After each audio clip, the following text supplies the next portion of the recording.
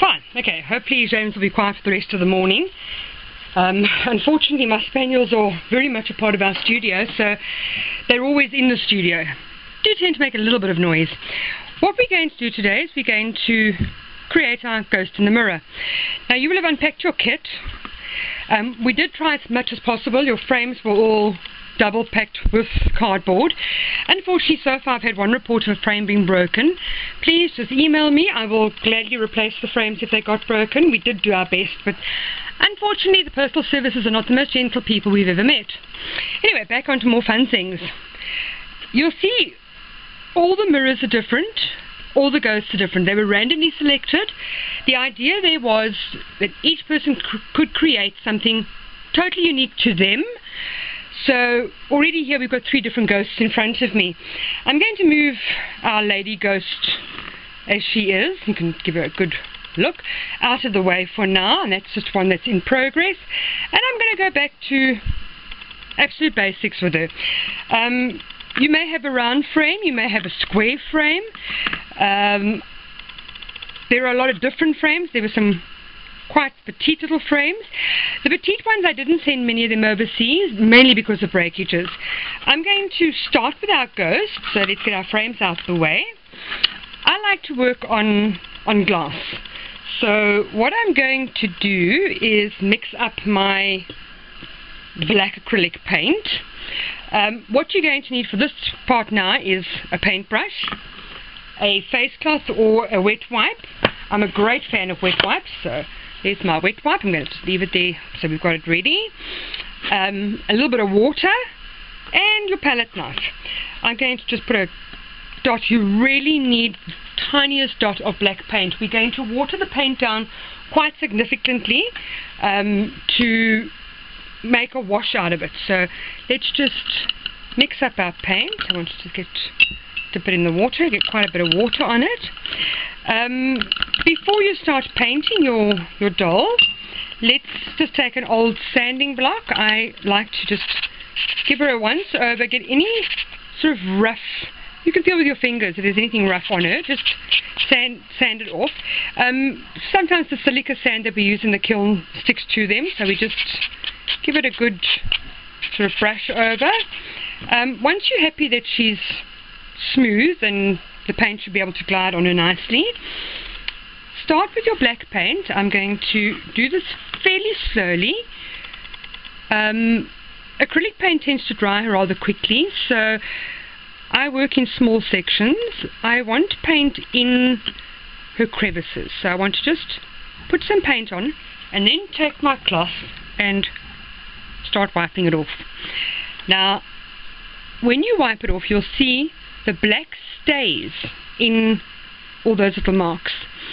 So let's just piece for piece, and then gently wipe it off. So what you're ending up with is that the white is going almost a little shade of a light grey. So I'll put some more on, and then again take my cloth and just gently wipe off. And what you're going to see is that sort of grey finish over her. Now I'm going to carry on doing her body and things. You don't need to be very neat with this because obviously you're wiping most of it off again. So I just want to give her a good coat. Now if you find that your grey is too grey and you don't like it, just take your sanding block and gently go over like her cheeks, if you want her cheeks to come out white again, and parts of her brow. The other way of removing paint if you've got too much is of course with a cotton bud and a little bit of water or your wet wipe. And if you take your wet wipe and you start wiping her, you'll see your paint goes almost a very translucent grey, but it's not so dark. We want her eyes to be fairly dark, so let's just wipe her. Now you can see, having wiped off quite a lot of the paint, you can now build up your colour like that.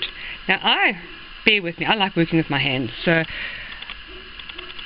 I end up with my hands being pitch black just now, but it's fine because I like to wipe and see. I find the cloth is just too bulky for me to work with right now. Now as I'm wiping, you can see how the paint is going into the detailing. Now that is the main purpose of what we're trying to do, is getting paint in the detailing and not too much. Don't go too dark. You've got quite a lot of stuff that are going to still happen with her, and you just basically want detail. If you look at her detailing is very, very light. So I'm going to just give her a little bit more. A couple of dots there to give her that. Now, once you've done that, you've got your grey sort of wash over, that you're happy with it, like that, then you can, there we go, let's just get her. Now I'm quite happy with her like that. Any sort of marks that she might have, just remove. Let me just get my sanding block and just gently like that. You don't want any definite dots or blotches on her. So once we've done that, we're quite happy. We can just add a little bit of colour to her body, and again just rub it in like that. If you've got sort of lines, just use your wet wipe to get it off. And we don't want it to be a uniform colour. You actually want it to be almost blotchy. Remember, she's a ghost. She's not a doll. We want her to look like a ghost. So she's got a wash over her.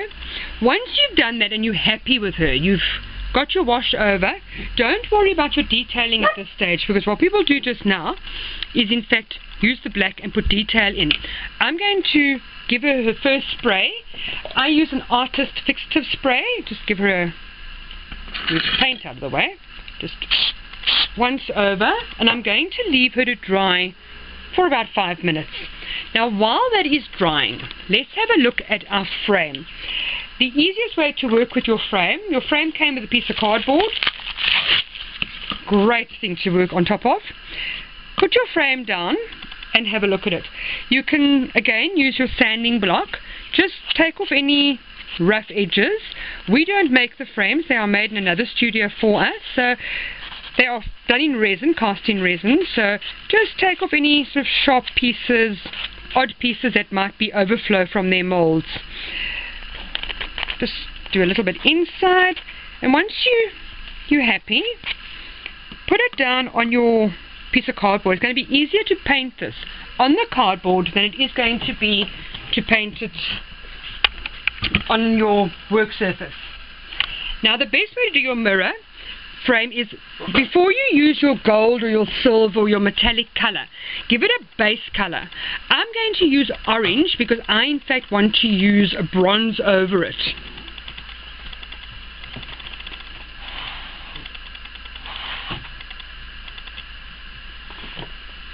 Just want to grab my bronze paint and my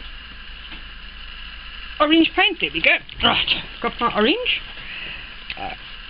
Put my bronze out the way. Now you can use, if you're using a silver, you could paint it white, you can paint it grey. If you're using gold, you can use a yellow. It just helps enhance the colour a little bit later when we try and put the metallics over it. I just want to grab another paintbrush.